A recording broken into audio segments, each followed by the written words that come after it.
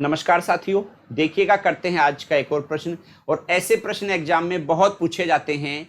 ये जो हमारा प्रश्न है ये दो अलग अलग प्रश्न है, लेकिन दोनों को एक साथ मर्ज किया गया है। कैसे किया गया देखो। विद्यार्थी कतार में मानवी बाएं से 11वें तथा दाएं से 19वें स्थान पर है।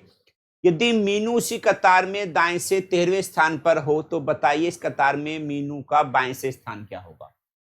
पहले हम क्या करेंगे, जो मानवी दे रखी है मानवी का ही बाएं से स्थान है और मानवी का ही दाएं से स्थान है, तो हम इन दोनों को से अपना टोटल छात्र निकालेंगे कितने हैं।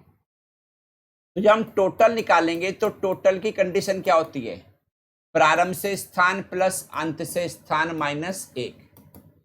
तो 30 माइनस 1 हमारा क्या बना 29। यानी कि जो कतार है हमारी वो टोटल 29 लड़कों की है।